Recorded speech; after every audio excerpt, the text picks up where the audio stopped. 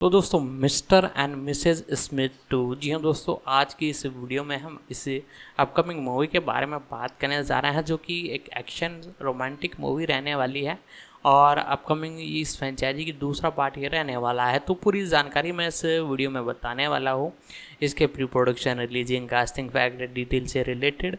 तो आप वीडियो को ज़रूर से लाइक कर दें और आगे मैं इसकी और इन्फॉर्मेशन आपको देता हूँ। मिस्टर एंड मिसेज स्मिथ 2005 की अमेरिकी एक्शन कॉमेडी फिल्म है, एक जिसका निर्देशन डग लिमन ने किया है और साइमन किनबर्ग ने लिखा है। फिल्म में ब्रैड पिट और एंजेलिना जोली एक ऊब चुके उच्च मध्यम वर्ग के विवाहित जोड़े की भूमिका में है, जो यह जानकर हैरान रह जाते हैं कि वे प्रतिस्पर्धी एजेंसियों से संबंधित हत्यारे हैं और उन्हें एक दूसरे को मारने का काम सौंपा गया है। संयोग से फिल्मांकन ने पिट और जोली के वास्तविक जीवन के व्यक्तिगत संबंधों की शुरुआत को चिह्नित किया, जो बाद में 2005 से 2016 तक एक रोमांटिक रिश्ते, शादी और बच्चों में परिणत हुआ। 2-3 मिस्टर एंड मिसेज स्मिथ 10 जून 2005 को संयुक्त राज्य अमेरिका में रिलीज हुई और आलोचकों से मिश्रित समीक्षा प्राप्त की, जिन्होंने पिट और जोली के अभिनय और केमिस्ट्री की प्रशंसा की लेकिन पटकथा की आलोचना की। यह फिल्म बॉक्स ऑफिस पर सफल रही, जिसने दुनिया भर में $487.3 मिलियन की कमाई की और 2005 की 7वीं सबसे अधिक कमाई करने वाली फिल्म बन गई। 2024 में इसी नाम की एक टेलीविजन सीरीज जो फिल्म से प्रेरित थी, का प्रीमियर अमेजन प्राइम वीडियो पर हुआ, जिसमें डोनाल्ड ग्लोवर और माया एर्स्किन ने दो अजनबियों की भूमिका निभाई, जो जासूसों के रूप में जोड़े गए और एक विवाहित जोड़े के रूप में प्रस्तुत हुए। निर्माता अर्नोन मिल्चन मूल फिल्म से लौटने वाले एकमात्र कलाकार या चालक दल के सदस्य है। कथानक: जॉन स्मिथ, एक निर्माण कार्यकारी, और उनकी पत्नी जेन, एक तकनीकी सहायता सलाहकार, विवाह परामर्श में है, जहां वे बताते हैं कि वे 5 या 6 साल से विवाहित हैं, लेकिन उनका विवाह संकट में है। वे बताते हैं कि वे पहली बार कोलंबिया के बोगोटा में कैसे मिले थे, कोलंबियाई अधिकारियों द्वारा पूछताछ से बचने के लिए एक साथ होने का दावा करते हैं। दोनों में प्यार हो गया और उन्होंने शादी कर ली। वास्तव में जॉन और जेन दोनों ही अलग-अलग कॉन्ट्रैक्ट किलिंग फर्मों के लिए काम करने वाले कुशल फील्ड ऑपरेटिव हैं और दोनों ही अपने क्षेत्र में सर्वश्रेष्ठ हैं। वे एक दूसरे से अपने असली पेशे को छिपाने में भी माहिर है। स्मिथ दंपत्ति न्यूयॉर्क शहर के उपनगरों में एक बड़े औपनिवेशिक पुनरुद्धार घर में रहते हैं, अपने पारंपरिक अमीर पड़ोसियों के साथ अनिच्छा से मेलजोल करके दिखावा करते हैं। अपनी कवर स्टोरीज के तहत जॉन और जेन अपनी शादी को संतुलित करते हैं, जो जाहिर तौर पर सांसारिक है। कुछ सालों के बाद दोनों सहमत होते हैं कि यह नीरस और घुटन भरा होता जा रहा है अपने गुप्त करियर के साथ। जेल में ट्रांसफर के दौरान डीआईए कैदी बेंजामिन द टैंक डेनज को मारने के लिए उन दोनों को नियुक्त किए जाने के बाद वे काम के दौरान एक दूसरे से टकरा जाते हैं और हिट विफल हो जाती है। डेनज बच जाता है और जॉन और जेन को एक दूसरे को मारने का काम सौंपा जाता है। जॉन जेन को मारने के लिए अनिच्छुक है। जेन अपनी टीम के साथ काम करती है और जॉन के शस्त्रागार को उनके घर से चुरा लेती है।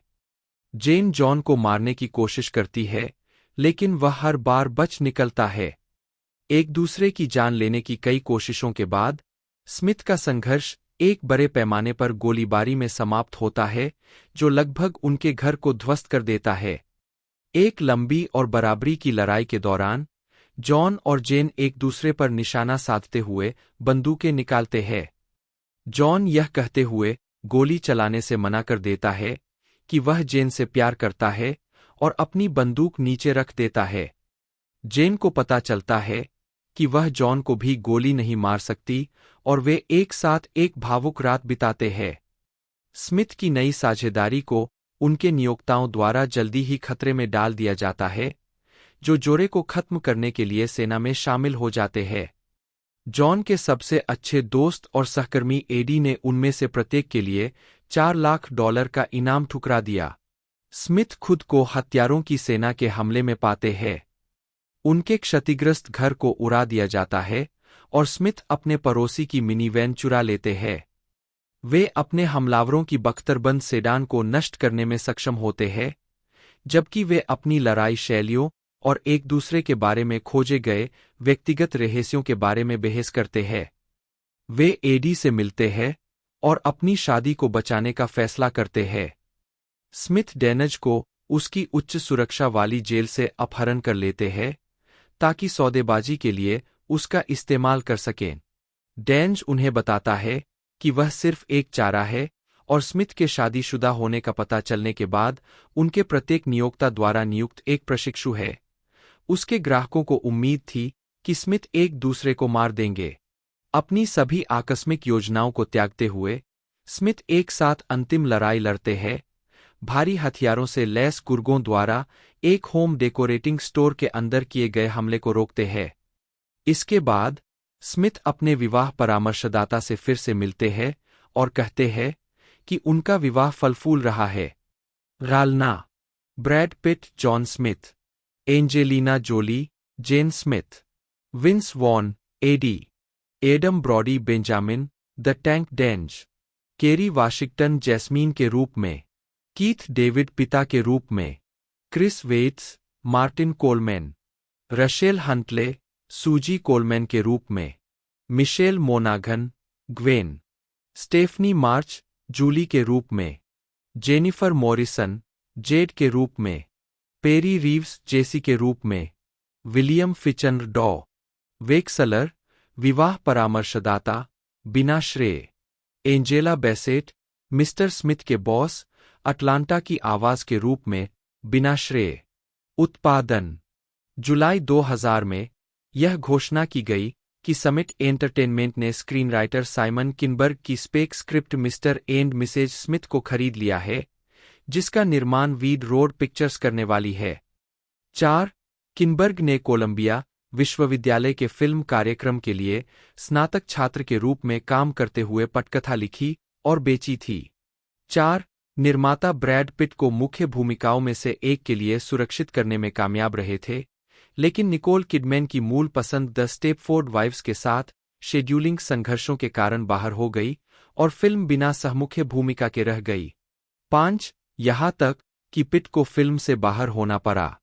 निर्देशक टीम ने विल स्मिथ और कैथरीन जेटा जोन्स के साथ साथ Johnny Depp, Cate Blanchett, Gwyneth Paltrow और ग्वेन स्टेफनी पर विचार किया। 6. 7. इससे पहले कि वे आखिरकार जोली को साइन कर पाते। डलाई जब डग लिमन को स्क्रिप्ट मिली तब ब्रैड पिट और निकोल किडमैन को मूल रूप से मुख्य भूमिका के लिए लिया गया था। हालांकि उस समय किडमैन का शूटिंग शेड्यूल लिमन के साथ टकराया और उन्हें फिल्म से बाहर होना पड़ा और परिणामस्वरूप पिट बाहर हो गए। 9. तब ऐश्वर्या राय को जेन स्मिथ की भूमिका निभाने के लिए संपर्क किया गया था, लेकिन उन्होंने इनकार कर दिया क्योंकि वह ऑनस्क्रीन चुंबन से असहज थीं। मुक्त करना। Box office. Mr and Mrs Smith 10 जून 2005 को संयुक्त राज्य अमेरिका और कनाडा में 3,424 सिनेमाघरों में प्रदर्शित हुई।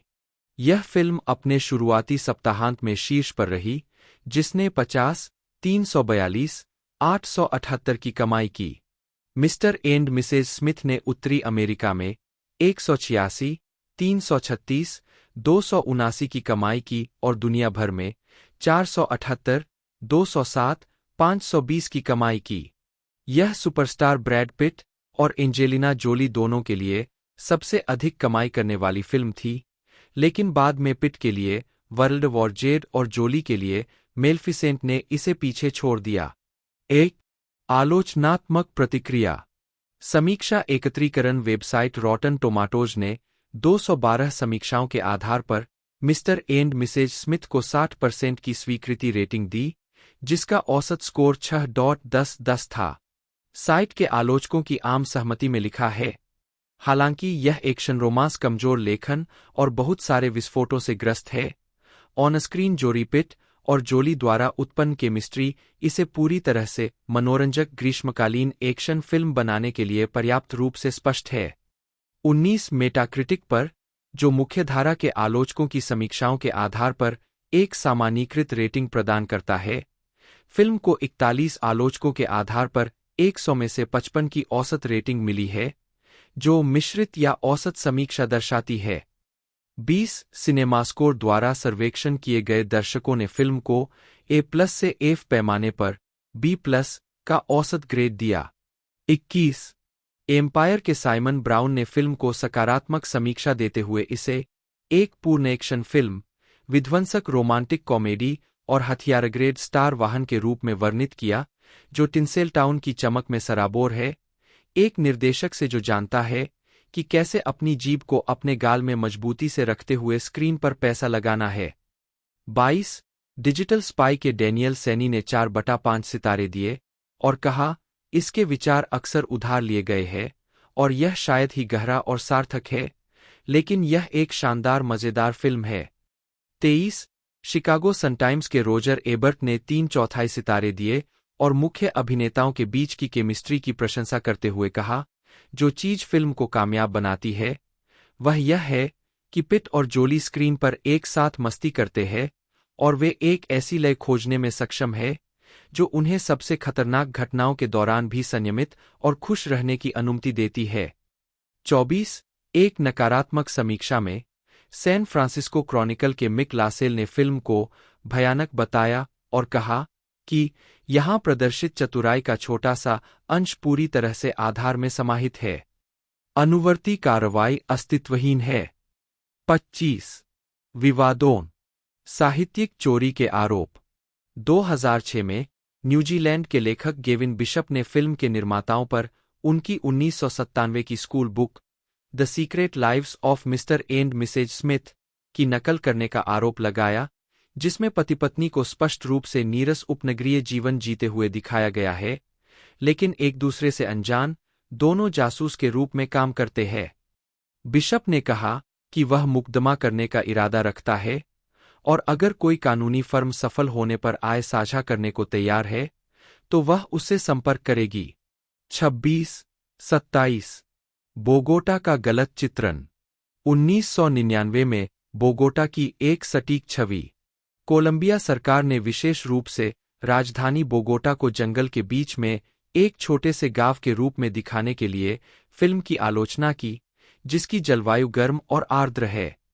28 राष्ट्रपति अल्वारो उरिबे वेलेज और मेयर लुइस एडुआर्डो गार्जन ने एंजेलिना जोली, ब्रैड पिट और निर्माताओं को शहर को जानने और अपनी गलतियों का एहसास करने के लिए आमंत्रित किया। 29 होम मीडिया फिल्म की एक सिंगल डिस्क डीवीडी 29 नवंबर 2005 को रिलीज की गई थी और फिल्म का एक 2 डिस्क अनरेटेड संस्करण 6 जून 2006 को डीवीडी पर रिलीज किया गया था। निर्देशक डग लिमन की ऑडियो कमेंट्री के दौरान, जो सिंगल डिस्क डीवीडी रिलीज पर है, वह कहते हैं कि फिल्म को PG-13 रेटिंग प्राप्त करने के लिए यौन और हिंसक सामग्री के लिए संपादित किया गया था। मिस्टर एंड मिसेज स्मिथ को 4 दिसंबर 2007 को ब्लूरे पर रिलीज किया गया था। इसमें 2005 की सिंगल डिस्क डीवीडी रिलीज से अतिरिक्त सामग्री शामिल है, लेकिन 2006 के 2 डिस्क अनरेटेड संस्करण से अतिरिक्त सामग्री शामिल नहीं है। परंपरा 2007 में नेटवर्क ABC के लिए एक स्पिन-ऑफ टेलीविजन सीरीज के लिए एक पायलट बनाया गया था। फिल्म के अंत के 6 महीने बाद सेट की गई। इसे साइमन किनबर्ग ने लिखा और डग लिमन ने निर्देशित किया। किनबर्ग ने प्रस्तावित टेलीविजन सीरीज का वर्णन married with children with guns के रूप में किया। 30 जॉन और जेन की भूमिकाएं मार्टिन हेंडरसन और जॉर्डना ब्रूस्टर ने निभाई थीं। वेबसाइट द फ्यूटन क्रिटिक पर ब्रायन फोर्ड सुलिवन ने हेंडरसन और ब्रूस्टर के बीच की केमिस्ट्री की आलोचना की और अपनी समीक्षा को यह कहते हुए समाप्त किया, जबकि हर साल नेटवर्क की तिजोरियों में हमेशा कुछ रत्न बंद हो जाते हैं, यह निश्चित रूप से उनमें से एक नहीं है। 31 ABC ने श्रृंखला को कमीशन नहीं करने का फैसला किया। 32 इस फिल्म की पैरोडी एनिमेटेड टेलीविजन श्रृंखला द सिम्पसंस के 2007 के episode tree house of horror 18 में की गई है। 33 जून 2010 में जोली ने कहा कि उन्होंने और पिट ने फिल्म के सीक्वल के बारे में पूछताछ की थी, लेकिन वे कहानी से असंतुष्ट थे। जोली ने टिप्पणी की, हमने किसी से मिस्टर एंड मिसेज को देखने के लिए कहा था कि क्या वे सीक्वल बना सकते हैं, लेकिन कुछ भी मौलिक नहीं था। यह बस इतना था, ठीक है, वे शादी करने जा रहे हैं, या उनके बच्चे हैं, या वे अलग हो जाते हैं। कभी भी बरिया नहीं। 34 टीवी श्रृंखला रीबूट। मुख्य लेख, Mr and Mrs Smith 2024 TV series. फरवरी 2021 में अमेजन स्टूडियो ने घोषणा की कि डोनाल्ड ग्लोवर और फोबे वालरब्रिज अभिनीत मूल फिल्म पर आधारित एक टेलीविजन श्रृंखला रिबूट 2022 में अमेजन प्राइम वीडियो पर रिलीज होने वाली थी। 35 रचनात्मक मतभेदों के कारण वालरब्रिज सितंबर 2021 की शुरुआत में परियोजना से बाहर हो गए।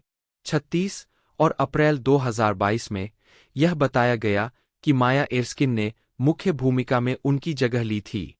37 2 फरवरी 2024 को टीवी सीरीज को अमेजन प्राइम वीडियो पर रिलीज किया गया और इसे आलोचकों की प्रशंसा मिली। डगलस एरिक लिमन बटा LAMN बटा 2 जन्म 24 जुलाई 1965, एक अमेरिकी फिल्म निर्देशक और निर्माता है। उन्हें swingers 1996, go 1999, the Bourne identity 2002, Mr and Mrs Smith 2005, jumper 2008, edge of tomorrow 2014, American made 2017 और रोड हाउस 2024 जैसी फिल्मों के निर्देशन के लिए जाना जाता है। उनका अधिकांश करियर प्रोडक्शन कंपनी हिप्नोटिक से जुड़ा रहा है। वह डेव बार्टिस के सहमालिक है, जिनसे उनकी मुलाकात ब्राउन यूनिवर्सिटी में स्नातक के रूप में हुई थी, जहां उन्होंने ब्राउन टेलीविजन, BTV और national association of college broadcasters NACB की सहस्थापना की थी। लिमन येल लॉ स्कूल में लीगल एक्शन सेंटर और आर्थर लिमन पब्लिक इंटरेस्ट प्रोग्राम के सलाहकार बोर्ड में है। प्रारंभिक जीवन। लिमन, जो यहूदी है, का जन्म न्यूयॉर्क शहर में हुआ था। वे एलेन नी फोगेल्सन के बेटे थे, जो एक चित्रकार और लेखक थे, और आर्थर एल लिमन एक वकील थे। 3 लिमन ने जूनियर हाई स्कूल में रहते हुए ही लघु फिल्में बनाना शुरू कर दिया था और न्यूयॉर्क शहर में इंटरनेशनल सेंटर ऑफ फोटोग्राफी में अध्ययन किया था।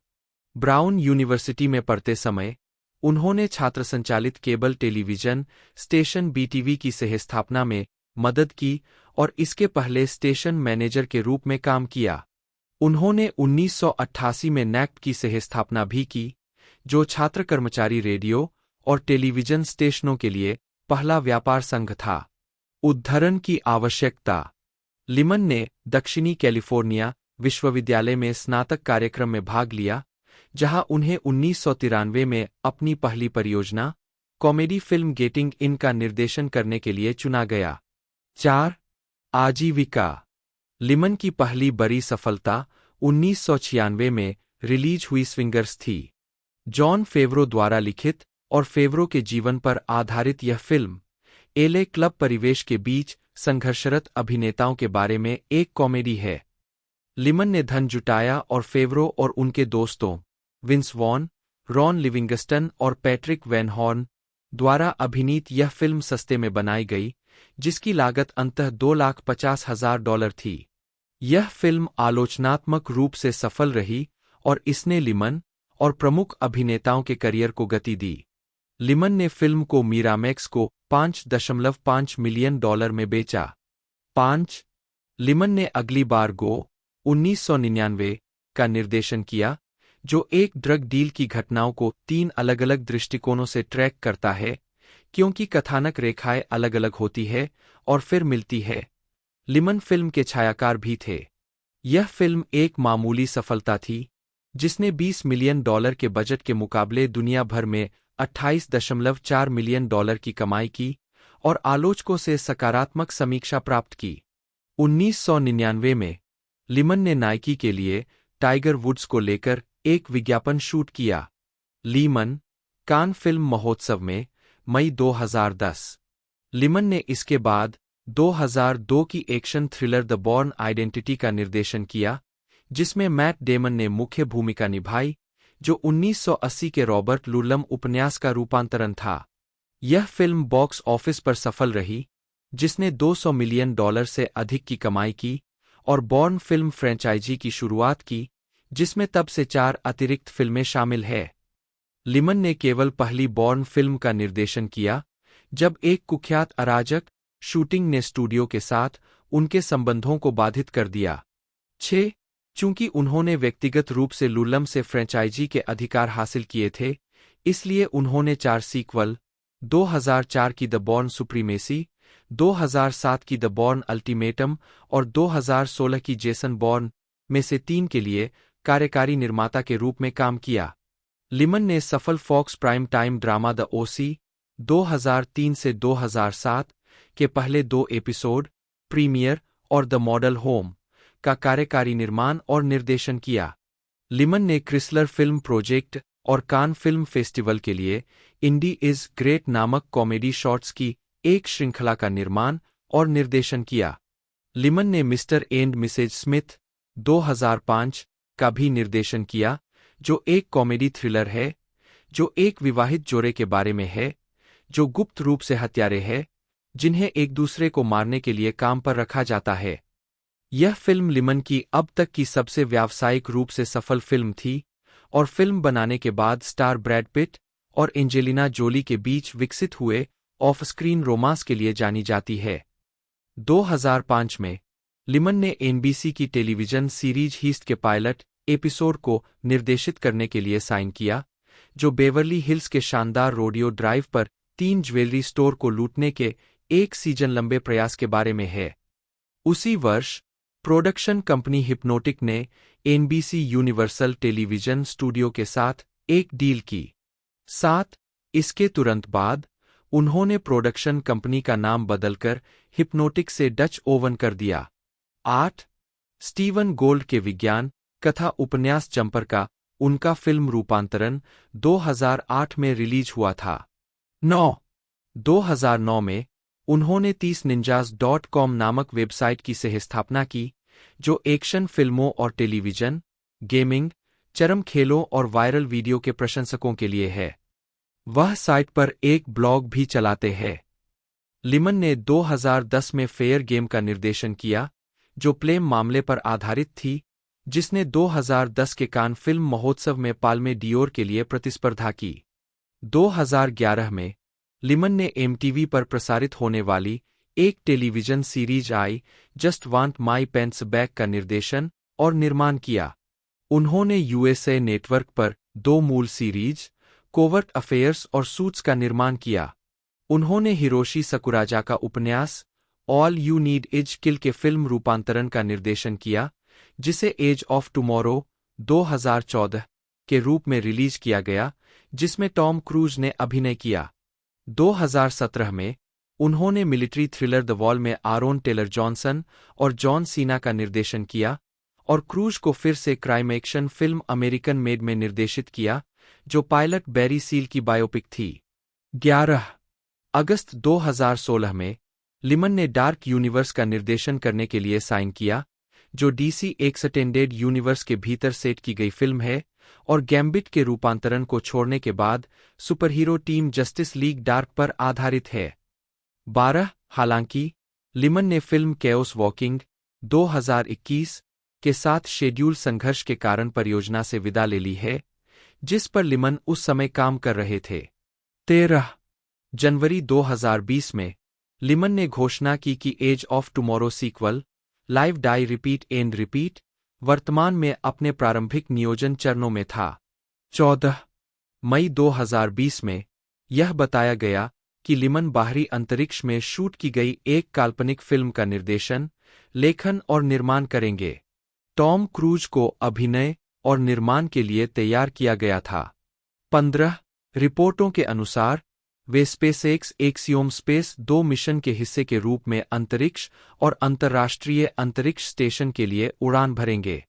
16 2022 तक कोई स्क्रिप्ट पूरी नहीं हुई थी और फिल्म को आकांक्षी बताया गया था। 17 18 नवंबर 2021 में यह बताया गया कि लिमन 1989 की फिल्म रोड हाउस के रीमेक का निर्देशन करने के लिए बातचीत कर रहे थे, जिसमें जेक गिलेनहाल मुख्य भूमिका में थे। 19 फिल्म को आधिकारिक तौर पर 2 अगस्त 2022 को अमेजन स्टूडियो द्वारा हरी झंडी दी गई, जिसमें लिमन और गाइलेनहाल की भागीदारी की पुष्टि हुई। उसी महीने के अंत में डोमिनिकन गणराज्य में उत्पादन शुरू हुआ। 2021 बाद में उन्होंने फिल्म को थिएट्रिकल रिलीज के बजाय सीधे स्ट्रीमिंग पर रिलीज करने के अमेजन के फैसले की निंदा की और परिणामस्वरूप इसके SXSW प्रीमियर का बहिष्कार करेंगे। 22 दिसंबर 2022 में यह घोषणा की गई कि लिमन, मैट डेमन और केसी एफ्लेक अभिनीत एप्पल स्टूडियो के लिए हीस्ट फिल्म द इंस्टिगेटर्स का निर्देशन करेंगे, जो द बॉर्न आइडेंटिटी के बाद डेमन के साथ लिमन की पहली फिल्म होगी। 23 यह फिल्म 9 अगस्त को एप्पल टीवी प्लस पर प्रीमियर होने से पहले 2 अगस्त 2024 को चुनिंदा सिनेमाघरों में रिलीज हुई थी। 24 जनवरी 2023 में 2023 सनडांस फिल्म फेस्टिवल में लिमन की डॉक्यूमेंट्री जस्टिस का प्रीमियर हुआ, जो 2018 के सुप्रीम कोर्ट के नॉमिनी ब्रेट कैवनॉग के खिलाफ यौन दुराचार के आरोपों के बारे में है। 25-26 दिसंबर 2024 में लिमन ने पुष्टि की कि वह वार्नर ब्रदर्स पिक्चर्स के लिए अलौकिक थ्रिलर डीपर के शुरुआती विकास में थे, जिसमें टॉम क्रूज स्टार के रूप में जुड़े थे। अकीवा गोल्ड्समैन, जन्म 7 जुलाई 1962, एक अमेरिकी पटकथा लेखक, निर्माता और निर्देशक है। एक पटकथा लेखक के रूप में गोल्ड्समैन की फिल्मोग्राफी में द क्लाइंट, बैटमैन फॉरएवर और इसका sequel Batman and Robin, I robot, I am legend, Cinderella man और कई पुनर्लेखन शामिल है, जिन्हें श्रेय दिया गया है और बिना श्रेय के। उन्होंने science fiction television series fringe के लिए 1 दर्जन से ज्यादा एपिसोड भी लिखे। 2002 में गोल्ड्समैन को सर्वश्रेष्ठ रूपांतरित पटकथा के लिए ऑस्कर और 2001 की फिल्म ए ब्यूटीफुल माइंड के लिए सर्वश्रेष्ठ पटकथा के लिए गोल्डन ग्लोब पुरस्कार मिला, जिसने सर्वश्रेष्ठ फिल्म के लिए अकादमी पुरस्कार भी जीता। 2006 में गोल्ड्समैन ने डैन ब्राउन के उपन्यास द दा विंची कोड को हॉवर्ड की फिल्म के लिए रूपांतरित करने के लिए ए ब्यूटीफुल माइंड के निर्देशक रॉन हॉवर्ड के साथ फिर से काम किया। उन्होंने इसके 2009 के सीक्वल एंजेल्स एंड डेमन्स की पटकथा भी लिखी। गोल्ड्समैन को DC Comics TV series Titans और Paramount plus series Star Trek Picard के सविकास के लिए भी जाना जाता है, जो Star Trek the Next Generation और स्टार ट्रेक नेमेसिस की अगली कड़ी है। वह Star Trek strange new world's के सहनिर्माता भी है, जो Star Trek the Original Series का प्रीक्वल है। प्रारंभिक जीवन। गोल्ड्समैन का जन्म न्यूयॉर्क शहर में यहूदी माता-पिता के घर हुआ था और उनका पालन पोषण ब्रुकलिन हाइट्स में हुआ था। उनके माता-पिता टेव गोल्ड्समैन और मीरा रोथेनबर्ग दोनों ही क्लिनिकल चाइल्ड साइकोलॉजिस्ट थे, जो भावनात्मक रूप से परेशान बच्चों के लिए एक समूह गृह चलाते थे। उन्होंने ब्रुकलिन हाइट्स में ही सेंट एन स्कूल से स्नातक की उपाधि प्राप्त की, जहां उन्होंने कई दोस्त बनाए, जिनके साथ उन्होंने बाद में मनोरंजन उद्योग में काम किया। उन्होंने वेस्लेयन विश्वविद्यालय से स्नातक की डिग्री प्राप्त की और न्यूयॉर्क विश्वविद्यालय में स्नातक कथालेखन कार्यक्रम में भाग लिया। आजीविका। 1994 से 2000 प्रारंभिक कैरियर और सफलता। फीचर फिल्म पटकथा लेखन में गोल्ड्समैन की पहली बड़ी सफलता 1994 में द क्लाइंट के साथ आई, जोएल शूमाकर द्वारा निर्देशित एक कानूनी थ्रिलर थी। जॉन ग्रिशम के 1993 के इसी नाम के उपन्यास पर आधारित इस फिल्म में सुसान सारंडन और टॉमी ली जोन्स ने अभिनय किया था। द क्लाइंट बॉक्स ऑफिस पर सफल रही और आलोचकों से सकारात्मक समीक्षा प्राप्त की। 1995 में गोल्ड्समैन ने बैटमैन फॉरएवर के लिए पटकथा लिखी, जो शूमाकर के साथ उनका दूसरा सहयोग था। इस फिल्म का निर्माण टिम बर्टन ने किया था और इसमें Val Kilmer, Tommy Lee Jones, Jim Carrey, Nicole Kidman और क्रिस ओडोनेल ने अभिनय किया था। बैटमैन फॉरएवर एक व्यावसायिक सफलता थी, जिसने दुनिया भर में $330 मिलियन से अधिक की कमाई की और 1995 की छठी सबसे अधिक कमाई करने वाली फिल्म बन गई। 5 फिल्म को आलोचकों से नकारात्मक समीक्षा मिली, हालांकि इसकी आलोचनात्मक प्रतिक्रिया ने इसके मजबूत बॉक्स ऑफिस प्रदर्शन को प्रभावित नहीं किया। 6. 1996 में गोल्ड्समैन ने निर्देशक शूमाकर के साथ तीसरी बार ए टाइम टू किल में सहयोग किया, जो जॉन ग्रिशम के 1989 के इसी नाम के उपन्यास पर आधारित एक कानूनी ड्रामा था। इस फिल्म में Sandra Bullock, Samuel L Jackson, Matthew McConaughey और केविन स्पेसी जैसे कलाकार शामिल थे। डोनाल्ड और किफर सदरलैंड सहायक भूमिकाओं में थे और ऑक्टेविया स्पेंसर ने अपनी पहली फिल्म बनाई।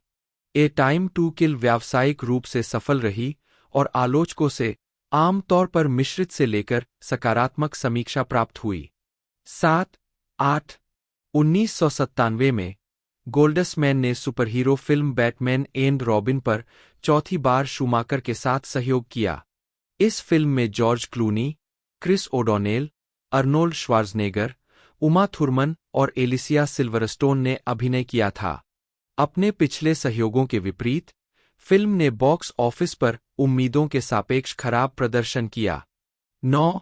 हालांकि यह लगभग टूट गई, फिल्म को आलोचकों और दर्शकों दोनों से भारी नकारात्मक समीक्षा मिली और इसे व्यापक रूप से अब तक की सबसे खराब फिल्मों में से एक माना जाता है। 10. 11. 12. फिल्म की खराब प्रतिक्रिया के बावजूद वार्नर ब्रदर्स ने शुरू में एक सीक्वल की योजना बनाई और गोल्ड्समैन को शूमाकर के निर्देशन में इसे लिखने का अवसर दिया। हालांकि गोल्ड्समैन ने मना कर दिया। 1998 में गोल्ड्समैन ने स्टीफन हॉपकिंस द्वारा निर्देशित science fiction action adventure film lost in space के लिए पटकथा लिखी। इसी नाम की इरविन एलन टेलीविजन श्रृंखला पर आधारित इस फिल्म में William Hurt, Matt LeBlanc, Gary Oldman और हीथर ग्राहम ने अभिनय किया था। जबकि लॉस्ट इन स्पेस को आलोचकों से ज्यादातर नकारात्मक समीक्षा मिली, इसने बॉक्स ऑफिस पर मध्यम प्रदर्शन किया। 14. इसने नंबर 1 पर शुरुआत की। बॉक्स ऑफिस पर शीर्ष पर जेम्स कैमरून की टाइटैनिक के 15 सप्ताह के सिलसिले को समाप्त किया। 15. 16. उसी वर्ष गोल्ड्समैन ने रॉबिन स्विकॉर्ड और एडम ब्रूक्स के साथ मिलकर फंतासी ड्रामा प्रैक्टिकल मैजिक की पटकथा लिखी। ग्रिफिन डन द्वारा निर्देशित इस फिल्म में सैंड्रा बुलॉक, निकोल किडमैन और एडन क्विन ने अभिनय किया था और यह एलिस हॉफमैन के इसी नाम के उपन्यास पर आधारित थी। 17.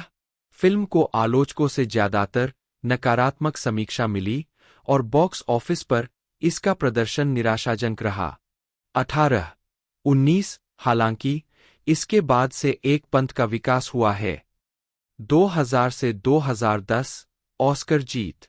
2001 में गोल्ड्समैन ने ए ब्यूटीफुल माइंड के लिए पटकथा लिखी, जो गणितज्ञ जॉन नैश के जीवन पर आधारित एक जीवनी नाटक है, जो अर्थशास्त्र में नोबेल पुरस्कार विजेता है और खेल सिद्धांत में उनके योगदान के लिए जाने जाते हैं। रॉन हॉवर्ड द्वारा निर्देशित और नैश के रूप में रसेल क्रो द्वारा अभिनीत, फिल्म में प्रिंसटन के छात्र के रूप में नैश के समय और सिजोफ्रेनिया के साथ उनके संघर्ष को दर्शाया गया है।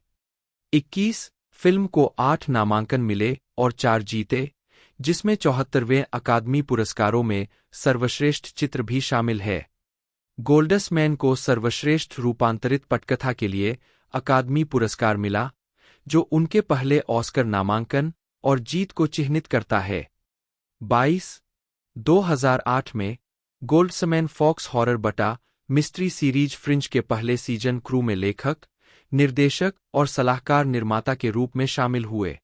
गोल्ड्समैन द्वारा निर्देशित और लिखा गया पहला एपिसोड बैड ड्रीम्स था। 23.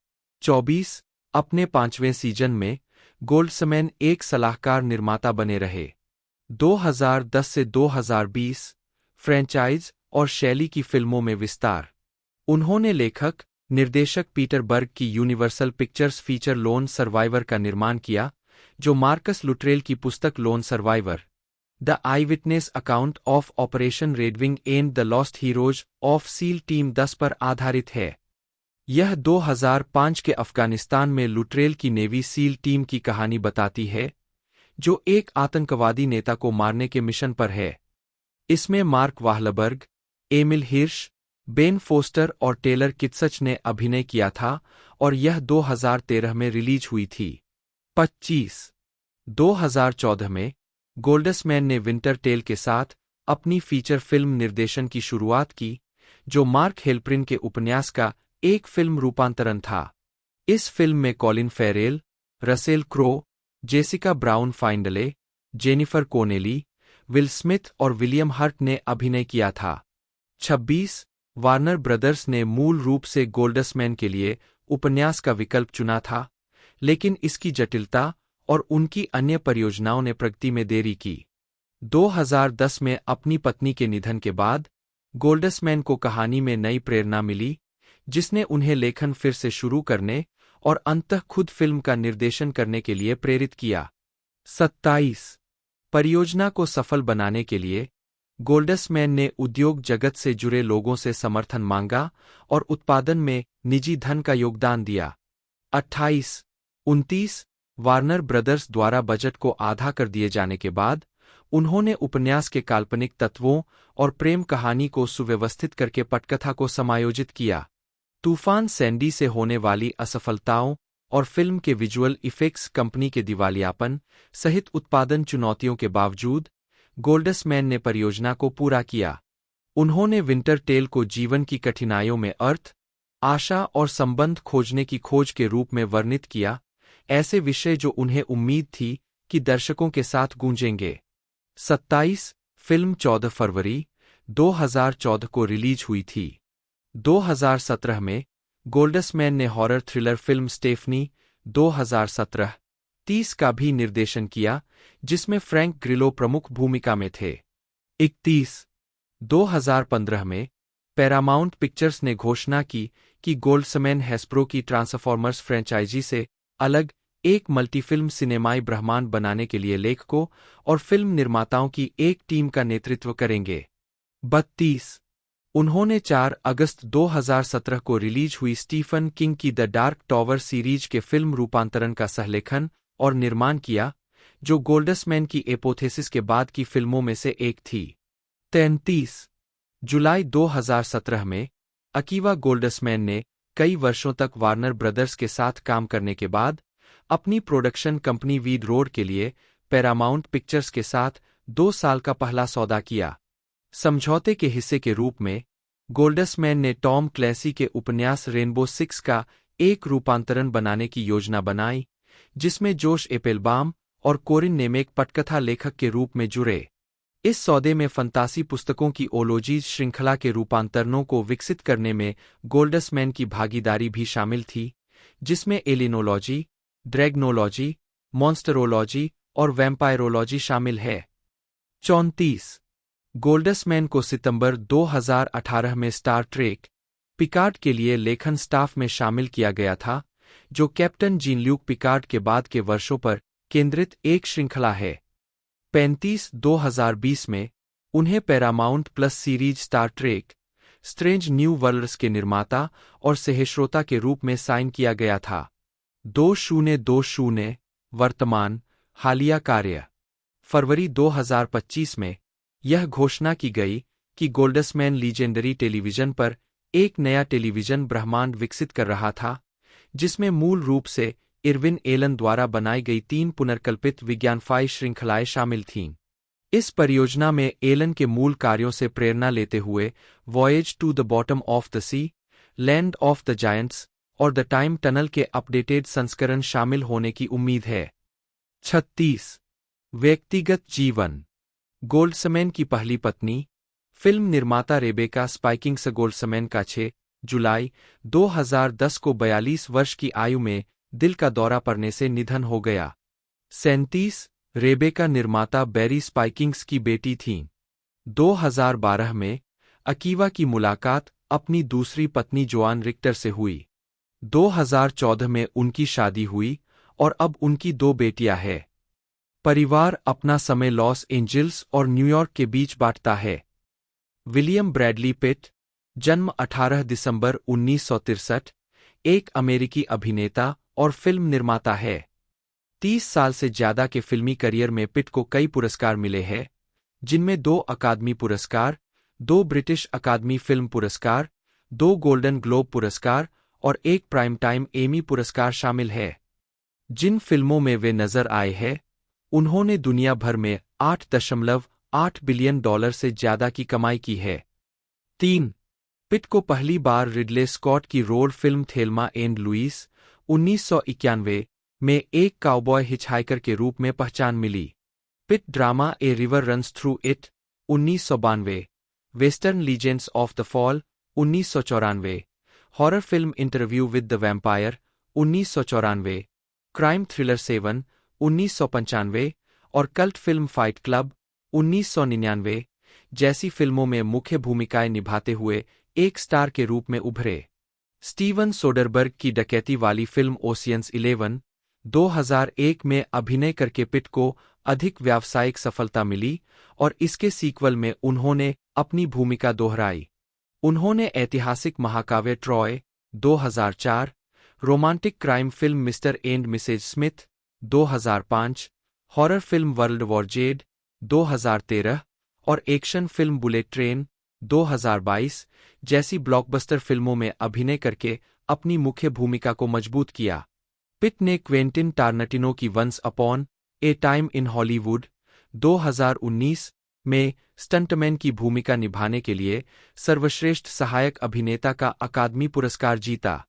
उन्हें science fiction drama 12 monkeys 1995, sports romance the curious case of Benjamin button 2008 और स्पोर्ट्स ड्रामा मनीबॉल 2011 में उनकी भूमिकाओं के लिए ऑस्कर के लिए नामांकित किया गया था।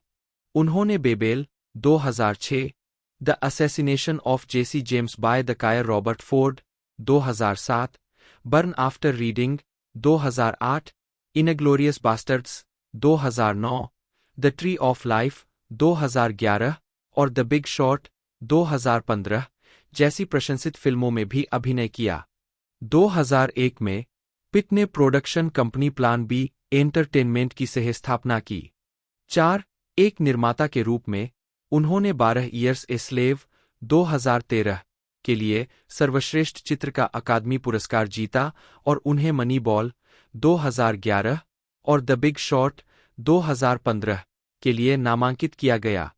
सबसे प्रभावशाली हस्तियों में से एक, पिट 2006 से 2008 तक फोर्ब्स की वार्षिक सेलिब्रिटी 100 सूची में और 2007 में टाइम 100 सूची में दिखाई दिए। एक सेक्स प्रतीक के रूप में माना जाता है। पिट को 1995 और 2000 में पीपुल्स सेक्सिएस्ट मैन अलाइव नामित किया गया था। पिट के रिश्ते भी व्यापक मीडिया का ध्यान आकर्षित कर चुके हैं, विशेष रूप से अभिनेत्रियों जेनिफर एनिस्टन और एंजेलिना जोली के साथ उनकी शादी, जिनमें से बाद में उनके 6 बच्चे हैं। प्रारंभिक जीवन। विलियम ब्रैडली पिट का जन्म 18 दिसंबर 1963 को शॉनी, ओक्लाहोमा में ट्रकिंग कंपनी के मालिक विलियम एल्विन पिट और स्कूल काउंसलर जेन एटा नी हिल हाउस के घर हुआ था। 5 परिवार जल्द ही स्प्रिंगफील्ड, मिसौरी चला गया, जहां वह अपने छोटे भाई बहनों डगलस पिट, जन्म 1966, और जूली नी पिट नील, जन्म 1969 के साथ रहता था। 6. एक रूढ़िवादी ईसाई घराने में जन्मे। 7. 8. उनका पालन पोषण दक्षिणी बैप्टिस्ट के रूप में हुआ और बाद में अज्ञेयवाद और नास्तिकता के बीच झूलते रहे। 9. बाद में उन्होंने आध्यात्मिकता में अपने विश्वास को समेट लिया। 10. पिट ने स्प्रिंगफील्ड को मार्क ट्वेन देश, जेसी जेम्स देश के रूप में वर्णित किया है। पिट ने किकापू हाई स्कूल में पढ़ाई की, जहां वे गोल्फ, तैराकी और टेनिस टीमों के सदस्य थे। 12. उन्होंने स्कूल के की और फोरेंसिक क्लबों में, स्कूल की वाद-विवाद प्रतियोगिताओं में और संगीत में भाग लिया। 13. हाई स्कूल से स्नातक होने के बाद पिट ने 1982 में मिसौरी विश्वविद्यालय में दाखिला लिया, विज्ञापन पर ध्यान देने के साथ पत्रकारिता में प्रमुखता हासिल की। 14. जैसे जैसे स्नातक की पढ़ाई करीब आई, पिट घर बसाने के लिए तैयार नहीं थे। उन्हें फिल्में पसंद थीं, मेरे लिए अलग दुनिया का एक पोर्टल। और चूंकि मिसौरी में फिल्में नहीं बनती थीं, इसलिए उन्होंने वहां जाने का फैसला किया जहां वे बनती थीं। 15-16 डिग्री के लिए कोर्सवर्क पूरा करने से 2 हफ्ते पहले पिट ने विश्वविद्यालय छोड़ दिया और लॉस एंजल्स चले गए। मदद के लिए, आपातकालीन चिकित्सा सहायता के लिए डॉक्टर्स विदाउट बॉर्डर्स को $1 मिलियन का दान दिया। 195 196 पिट समलैंगिक विवाह के समर्थक है। 197 एस्क्वायर के साथ अक्टूबर 2006 में एक साक्षात्कार में पिट ने कहा कि वह जोली से तब शादी करेंगे जब अमेरिका में हर कोई कानूनी रूप से शादी करने में सक्षम हो जाएगा। 198 सितंबर 2008 में उन्होंने कैलिफोर्निया के 2008 के मतपत्र प्रस्ताव 8 के खिलाफ अभियान के लिए $1 लाख का दान दिया, जो राज्य के सुप्रीम कोर्ट के फैसले को पलटने की पहल थी जिसने समलैंगिक विवाह को वैध कर दिया था। 199 मार्च 2012 में पिट को डस्टिन लांस ब्लैक के नाटक 8 के प्रदर्शन में दिखाया गया था, जो कैलिफोर्निया के समलैंगिक विवाह पर प्रस्ताव 8 प्रतिबंध को पलटने वाले संघीय परीक्षण का मंचन किया गया था। 201 अक्टूबर 2020 में उन्होंने जो बिडेन के 2020 के राष्ट्रपति अभियान के लिए एक विज्ञापन सुनाया। 202 व्यक्तिगत जीवन, रिश्ते और विवाह। छवि के अग्रभाग में एक कोकेशियाई पुरुष और महिला है, जबकि उनके पीछे अन्य लोग दिखाई दे रहे हैं। महिला के बाल भूरे रंग के हैं, जो पीछे बंधे हुए हैं। पुरुष ने अपने गहरे भूरे बालों को अलग किया हुआ है। उसने सफेद शर्ट के साथ काला सूट और बोटाई पहना हुआ है। 2007 के कान फिल्म महोत्सव में पिट अपनी तत्कालीन साथी एंजेलिना जोली के साथ 1980 के दशक के अंत से लेकर 1990 के दशक के प्रारंभ तक पिट अपने कई सहकलाकारों के साथ रोमांटिक रूप से जुड़े हुए थे, जिनमें Shalane McCall, Dallas, 203 Robin Givens, head of the class, 204 Jill Schoelen, cutting class, 204 Geena Davis, Thelma and Louise, 205 और Juliette Lewis, too young to die, और कैलिफोर्निया शामिल थीं। 36 मैकॉल और लुइस क्रमशः 15 और 16 वर्ष के थे जब पिट ने उन्हें डेट करना शुरू किया। 206, 207, 208 इसके बाद पिट का अपने सेवन सहकलाकार ग्वेनेथ पाल्ट्रो के साथ काफी प्रचारित रोमांस और सगाई थी, जिनके साथ उन्होंने 1994 से 1997 तक डेटिंग की। 204 पिट की मुलाकात अभिनेत्री जेनिफर एनिस्टन से 1998 में हुई। उन्होंने 29 जुलाई 2000 को मालिबू में एक निजी विवाह समारोह में विवाह किया।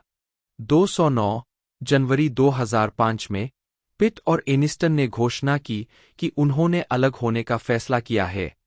2 महीने बाद एनिस्टन ने आपसी मतभेदों का हवाला देते हुए तलाक के लिए अर्जी दी। 210 लॉस एंजल्स सुपीरियर कोर्ट ने 2 अक्टूबर 2005 को पिट और एनिस्टन के तलाक को अंतिम रूप दिया। 210 मीडिया रिपोर्टों के बावजूद कि पिट और एनिस्टन के बीच एक कटु संबंध था, पिट ने फरवरी 2009 के एक साक्षात्कार में कहा कि वह और एनिस्टन एक दूसरे के साथ संपर्क में रहते हैं। उन्होंने कहा कि वे दोनों एक दूसरे के जीवन का बड़ा हिस्सा है। 211 पिट की तलाक की कार्यवाही के दौरान उनकी मिस्टर एंड मिसेज स्मिथ की सहकलाकार एंजेलिना जोली के साथ भागीदारी ने मीडिया का ध्यान आकर्षित किया। जोली और पिट ने कहा कि उन्हें सेट पर प्यार हो गया। 212, 213 और कोई बेवफाई नहीं हुई। 212 अप्रैल 2005 में एनिस्टन द्वारा तलाक के लिए दायर किए जाने के 1 महीने बाद पपराजी तस्वीरों का एक सेट सामने आया जिसमें पिट, जोली और उनके बेटे मैडॉक्स केन्या के एक समुद्र तट पर दिखाई दे रहे थे। प्रेस ने तस्वीरों की व्याख्या पिट और जोली के बीच संबंधों के सबूत के रूप में की। 2005 के दौरान दोनों को बढ़ती आवृत्ति के साथ एक साथ देखा गया और मनोरंजन मीडिया ने जोड़े को ब्रेंजेलिना करार दिया। 214 11 जनवरी 2006 को जोली ने पीपल को पुष्टि की कि वह पिट के बच्चे की मां बनने वाली है। 215 पिट और जोली ने 7 साल साथ रहने के बाद अप्रैल 2012 में अपनी सगाई की घोषणा की। 216 उन्होंने 14 अगस्त 2014 को कानूनी रूप से विवाह किया और 23 अगस्त 2014 को फ्रांस के शैटो मिरावल में एक निजी समारोह में अपनी शादी की। 217 19 सितंबर 2016 को जोली ने आपसी मतभेदों का हवाला देते हुए पिट से तलाक के लिए अर्जी दी। 218 12 अप्रैल 2019 को तलाक कानूनी हो गया। 219 220 पिट द्वारा जोली पर उनके स्वामित्व वाली वाइनरी का हिस्सा किसी तीसरे पक्ष को बेचने के लिए मुकदमा दायर करने के बाद उन्होंने एक जवाबी मुकदमा दायर किया, जिसमें उन्होंने आरोप लगाया कि उन्होंने 2016 में एक विमान उड़ान के दौरान उनके और उनके बच्चों के साथ शारीरिक और मौखिक रूप से दुर्व्यवहार किया। 221 2022 में उन्होंने इनेस डी रेमन बी 1992 एक आभूषण डिजाइनर के साथ डेटिंग शुरू की। इंटरव्यू विद द वैम्पायर की रिलीज के बाद पिट ने लीजेंड्स ऑफ द फॉल 1994 में अभिनय किया। 44 जो जिम हैरिसन के इसी नाम के उपन्यास पर आधारित है, जो 20वीं सदी के पहले 4 दशकों के दौरान अमेरिकी पश्चिम में सेट है। कर्नल विलियम लुर्लो एंथनी हॉपकिंस के बेटे ट्रिस्टन लुर्लो को चित्रित करते हुए। 45 पिट ने सर्वश्रेष्ठ अभिनेता श्रेणी में अपना पहला गोल्डन ग्लोब पुरस्कार नामांकन प्राप्त किया। 46 एडन क्विन और हेनरी थॉमस ने पिट के भाइयों के रूप में सह-अभिनय किया, हालांकि फिल्म का स्वागत मिश्रित था।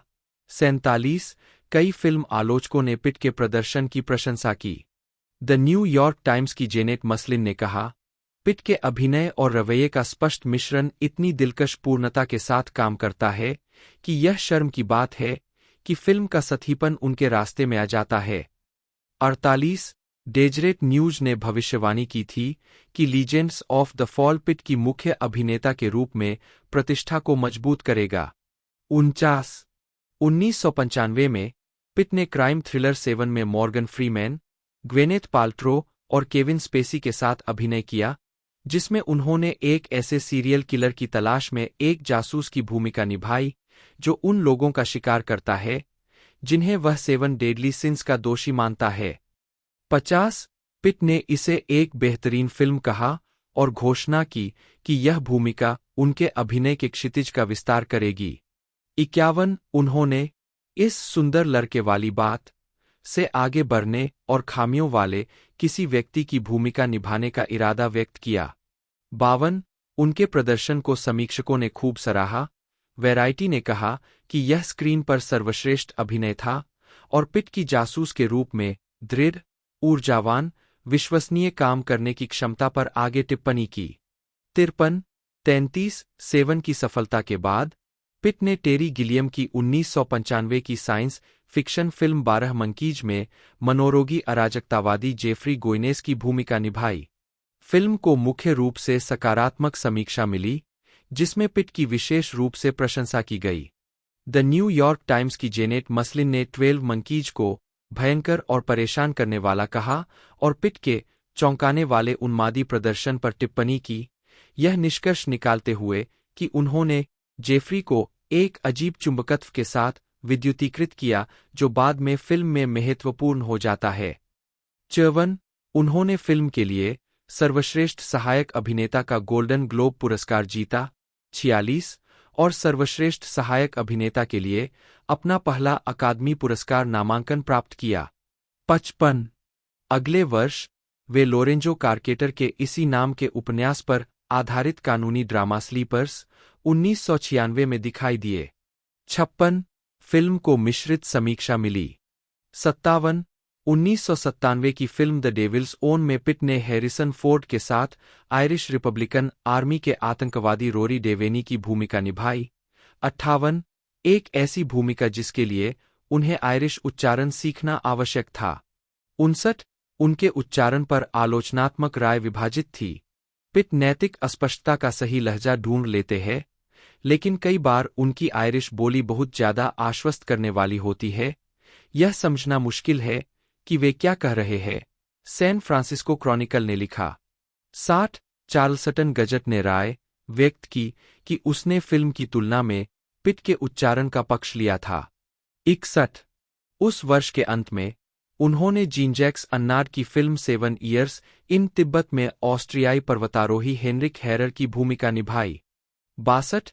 पिट ने इस भूमिका के लिए महीनों तक प्रशिक्षण लिया, जिसमें महत्वपूर्ण पर्वतारोहण और ट्रैकिंग अभ्यास की मांग की गई, जिसमें उनके सहकलाकार डेविड थेवलिस के साथ कैलिफोर्निया और यूरोपीय आल्प्स में रॉक क्लाइंबिंग शामिल थी।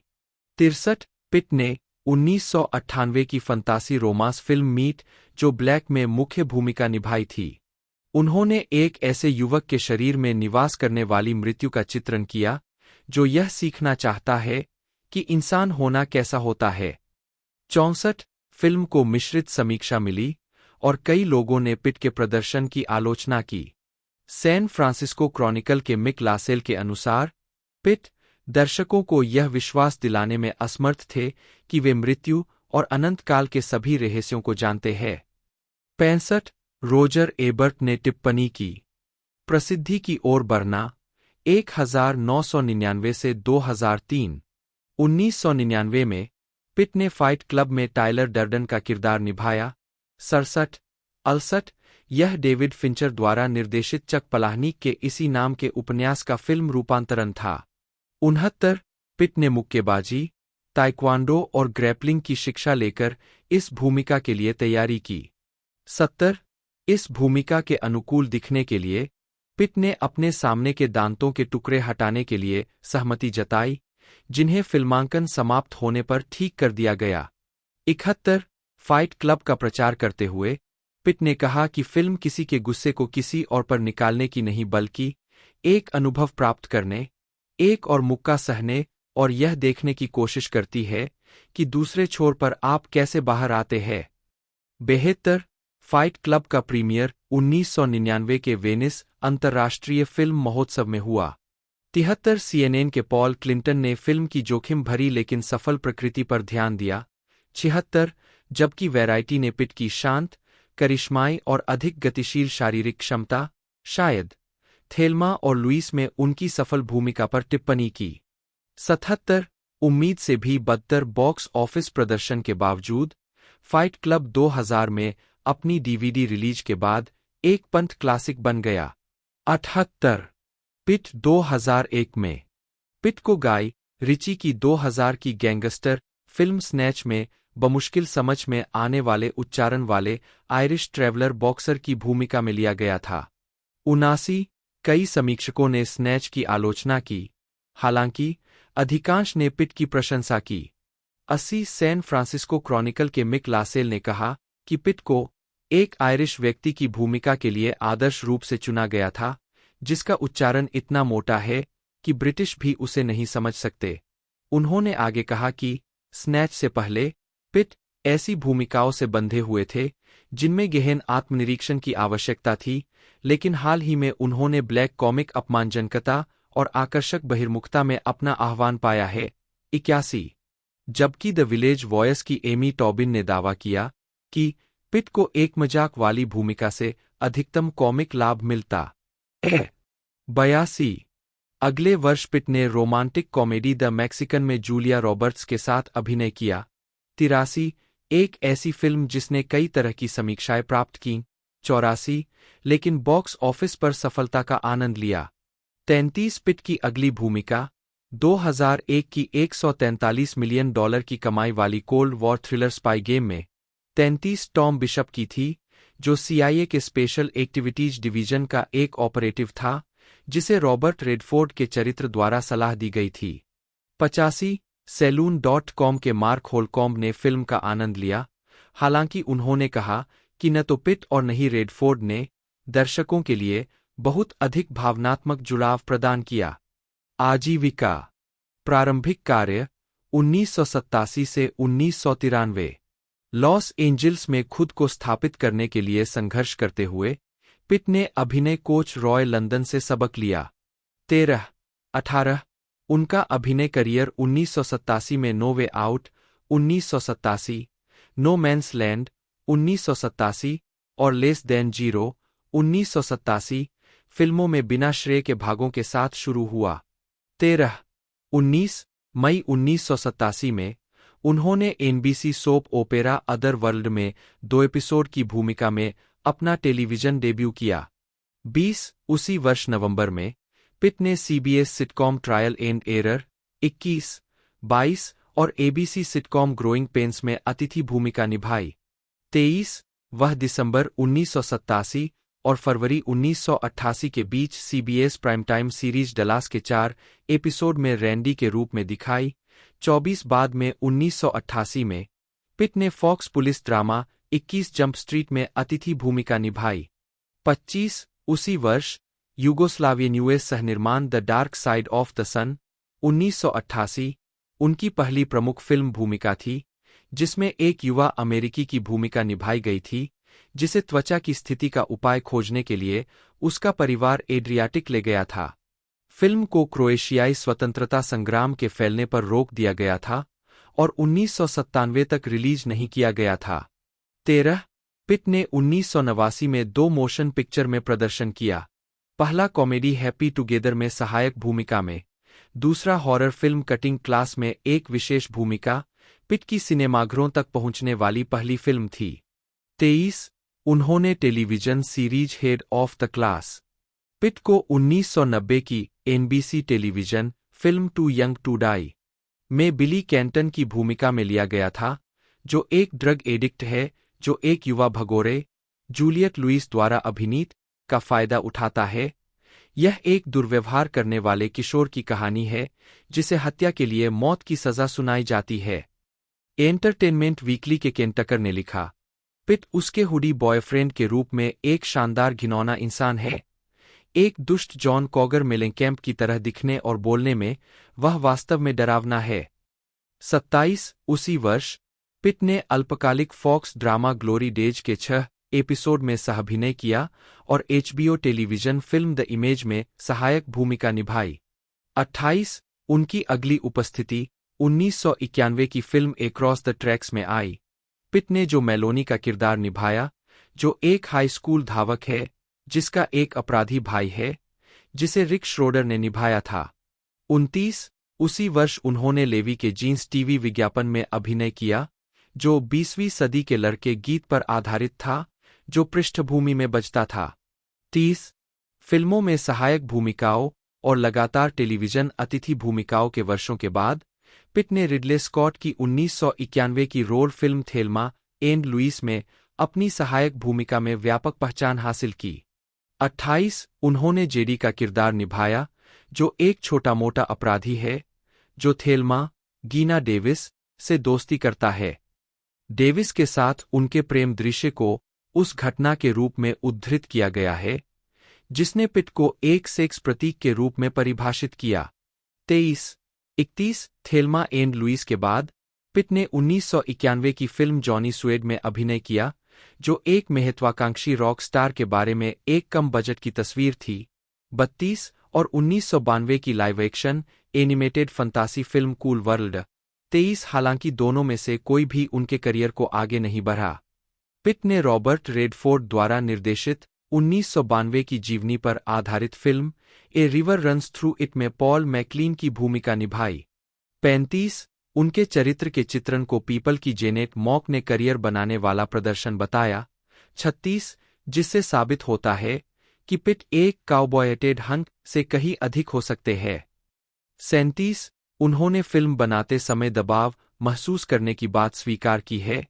6 और उन्हें लगा कि यह उनके सबसे कमजोर प्रदर्शनों में से एक था। यह बहुत अजीब है कि यह वही बन गया जिसके लिए मुझे सबसे अधिक ध्यान मिला। 6 पिट का मानना था कि ऐसे प्रतिभाशाली कलाकारों और क्रू के साथ काम करने से उन्हें फायदा हुआ। उन्होंने रेडफोर्ड के साथ काम करने की तुलना एक बेहतर खिलाड़ी के साथ टेनिस खेलने से की। उन्होंने अर्ली ग्रेसी की भूमिका निभाई, जो एक सीरियल किलर और लुइस के चरित्र का अपमानजनक पति था। इस प्रदर्शन को रोलिंग स्टोन के पीटर ट्रेवर्स ने उत्कृष्ट, सभी बच्चों जैसा आकर्षण और फिर एक ऐसी खर्राटे भरी आवाज जो शुद्ध खतरे को दर्शाती है के रूप में वर्णित किया। 38 पिट ने पंथ हिट ट्रू रोमांस में फ्लॉयड नामक एक स्टोनर के रूप में एक संक्षिप्त भूमिका के लिए भी ध्यान आकर्षित किया, जिसने एक्शन फिल्म को हास्यपूर्ण राहत प्रदान की। 39 उन्होंने कल के पुरुष स्टार के लिए शोवेस्ट अवार्ड जीतकर वर्ष का समापन किया। 40 सफलता 1994 से 1998। 1997 में अर्जेंटीना में 7 इयर्स इन तिब्बत के सेट पर लोसांग थोंडेन के साथ पिट। 1994 में पिट ने horror film interview with the vampire chronicles में vampire Louis de Pointe du Lac की भूमिका निभाई, जो एनी राइस के 1976 के इसी नाम के उपन्यास पर आधारित थी। 41 वह एक कलाकारों की टुकड़ी का हिस्सा थे जिसमें Tom cruise, Kirsten Dunst, Christian Slater और एंटोनियो बैंडेरस शामिल थे।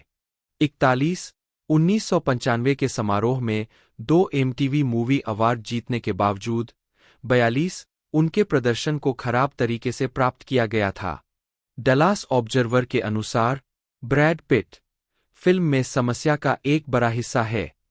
जब निर्देशक उनके अहंकारी, हनकिश, लोकप्रिय पक्ष को निभाते हैं तो उन्हें देखना एक खुशी है, लेकिन उनके बारे में ऐसा कुछ भी नहीं है जो आंतरिक पीड़ा या यहाँ तक कि आत्मजागरूकता का सुझाव देता हो, जो उन्हें एक उबाऊ लुइस बनाता है। परोपकार और सक्रियता।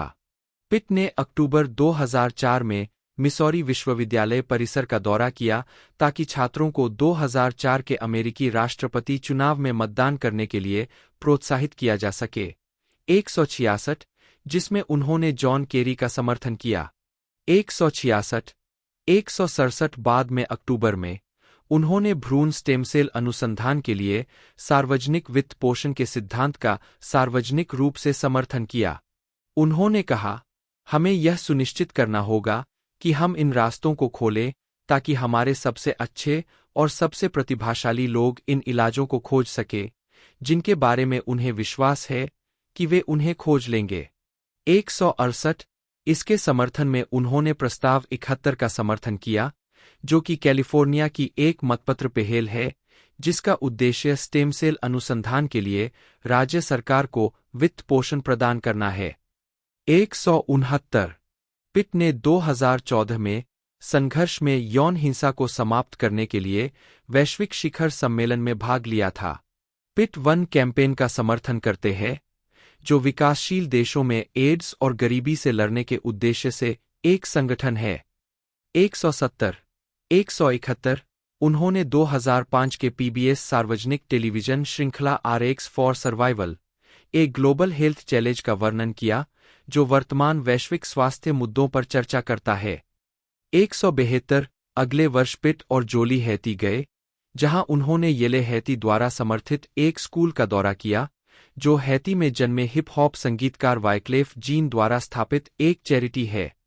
173 मई 2007 में पिट और जोली ने 4 और सूडान में 3 संगठनों को $1 मिलियन का दान दिया, जो डारफुर क्षेत्र में संकट से प्रभावित लोगों के लिए समर्पित थे। 174 Clooney, Damon, Don Cheadle, David Pressman और जेरी वेनट्रॉप के साथ Pitt not on our watch के संस्थापकों में से एक। पिट की वास्तुकला में निरंतर रुचि है। 176 यहाँ तक कि उन्होंने फिल्म से समय निकालकर प्रसिद्ध वास्तुकार फ्रैंक गेहरी के लॉस एंजिल्स कार्यालयों में कंप्यूटर एडेड डिजाइन का अध्ययन किया। 177 उन्होंने E2 डिजाइन का वर्णन किया, जो एक PBS टेलीविजन श्रृंखला है जो टिकाऊ वास्तुकला और डिजाइन के माध्यम से पर्यावरण के अनुकूल संरचनाओं के निर्माण के लिए दुनिया भर के प्रयासों पर केंद्रित है। 178 2000 में उन्होंने आर्किटेक्ट थॉमस ए हेंज और रैंडेल मेकिन्सन के साथ ब्लैकर हाउस पर एक वास्तुकला पुस्तक का सहलेखन किया। 179 2006 में उन्होंने मेक इट राइट फाउंडेशन की स्थापना की, न्यू ऑरलियंस में आवास पेशेवरों को वित्तपोषित करने और तूफान कैटरीना के कारण हुई तबाही के बाद न्यू ऑरलियंस के नवे वार्ड में 150 टिकाऊ, किफ़ायती नए घरों का निर्माण करने के लिए संगठित किया। 180 181 इस परियोजना में 13 वास्तुशिल्प फर्म और पर्यावरण संगठन ग्लोबल ग्रीन USA शामिल है, जिनमें से कई फर्म अपनी सेवाएं दान कर रही है। 182 183 पिट और परोपकारी स्टीव बिंग ने प्रत्येक ने $5 मिलियन का दान दिया है। 184 पहले 6 घर अक्टूबर 2008 में पूरे हुए। 185 और सितंबर 2009 में पिट को यूएस ग्रीन बिल्डिंग काउंसिल से परियोजना की मान्यता में एक पुरस्कार मिला, जो एक गैरलाभकारी व्यापार संगठन है जो इमारतों को कैसे डिजाइन, निर्माण और संचालन किया जाता है, इसमें स्थिरता को बढ़ावा देता है।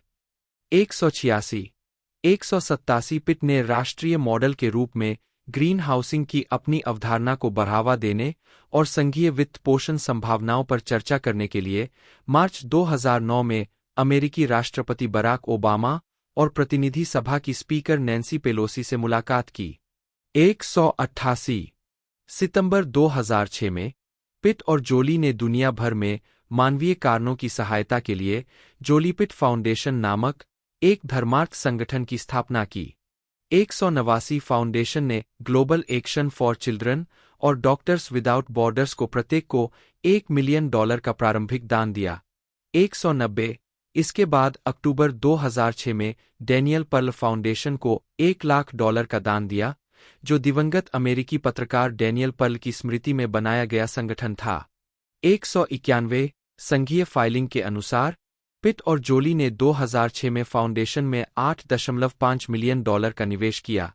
इसने 2006 में $2.4 मिलियन, 192 और 2007 में $3.4 मिलियन दिए। 193 जून 2009 में जोली पिट फाउंडेशन, 194 जनवरी 2010 में फाउंडेशन ने हैती भूकंप के पीड़ितों की। पिट ने डेविड आयर द्वारा निर्देशित और लिखित द्वितीय विश्व युद्ध पर आधारित फिल्म फ्यूरी में अभिनय किया और उनके सहकलाकार शिया लाबेयोफ, लोगन लर्मन, जॉन बर्नथल, माइकल पेना और जेसन इसाक थे। 136 137 138 यह फिल्म 17 अक्टूबर 2014 को रिलीज हुई थी। 136 अपने रन के अंत तक फ्यूरी एक व्यावसायिक और आलोचनात्मक सफलता साबित हुई। इसने दुनिया भर में $211 मिलियन से अधिक की कमाई की, 33 और आलोचकों से अत्यधिक सकारात्मक समीक्षा प्राप्त की। 139 2015 में पिट ने अपनी पत्नी जोली के साथ उनके तीसरे निर्देशन प्रयास बाय द सी में अभिनय किया, जो उनकी पटकथा पर आधारित एक संकटग्रस्त विवाह के बारे में एक रोमांटिक ड्रामा था। पिट की अगली भूमिका जीवनी comedy drama the big shot के साथ आई, जिसका उन्होंने निर्माण भी किया और क्रिश्चियन बेल, स्टीव कैरेल और रयान गोसलिंग के साथ सहाभिनय भी किया। फिल्म व्यावसायिक और आलोचनात्मक रूप से सफल रही। इसने दुनिया भर में $102 मिलियन से अधिक की कमाई की, 140 और आलोचकों से सकारात्मक समीक्षा प्राप्त की। 141 142 फिल्म को सर्वश्रेष्ठ चित्र सहित 5 अकादमी पुरस्कारों के लिए नामांकित किया गया था, जिससे पिट को निर्माता के रूप में अपना तीसरा अकादमी पुरस्कार नामांकन प्राप्त हुआ।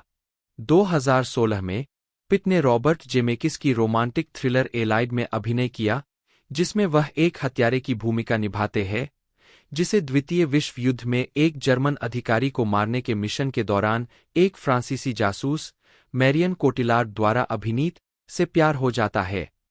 143 144 146 पिट ने 2017 के दौरान देर रात के talk show the gym Jefferies show में एक मौसम विज्ञानी के रूप में एक आवर्ती भूमिका निभाई। 147 2016 में वर्ल्ड वॉर जेड के 2017 सीक्वल की घोषणा की गई थी।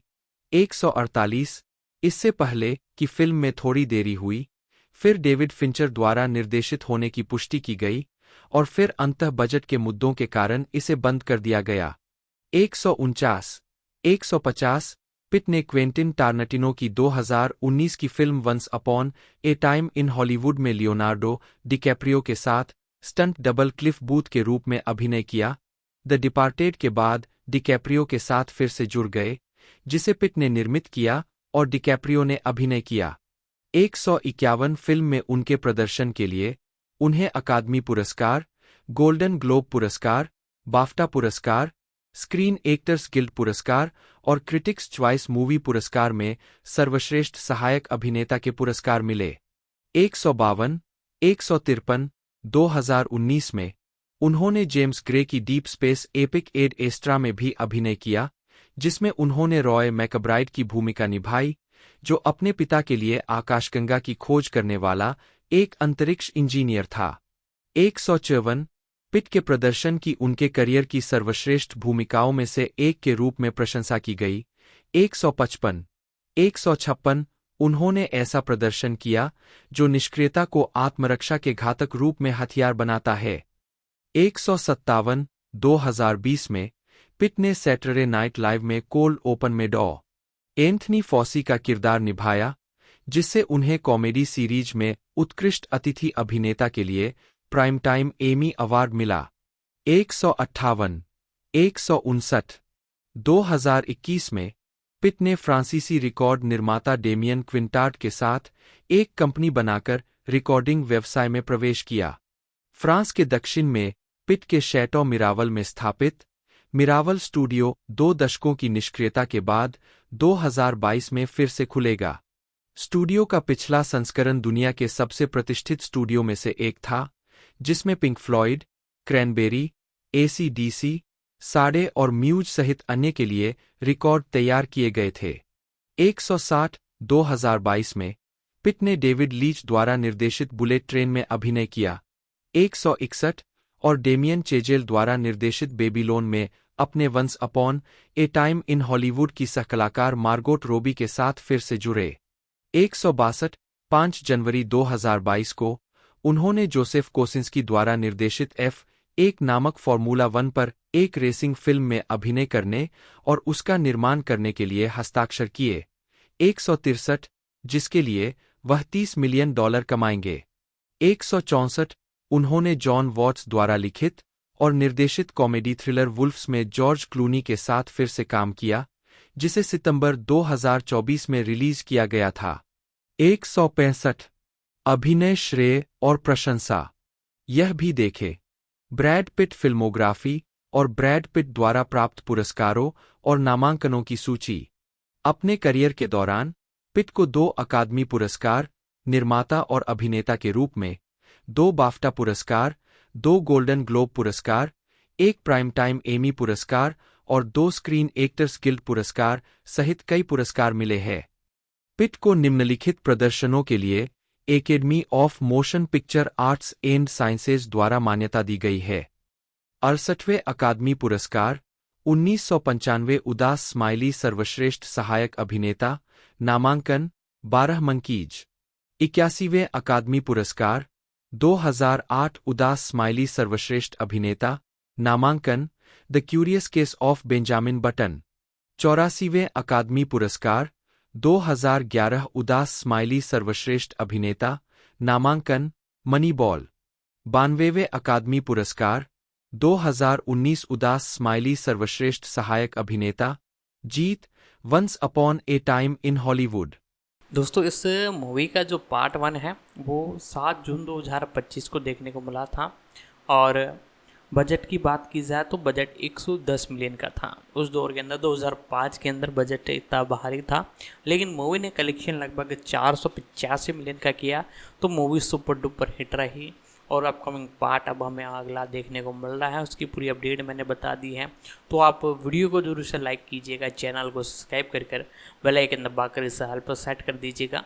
मिलते हैं दोस्तों अगले वीडियो में।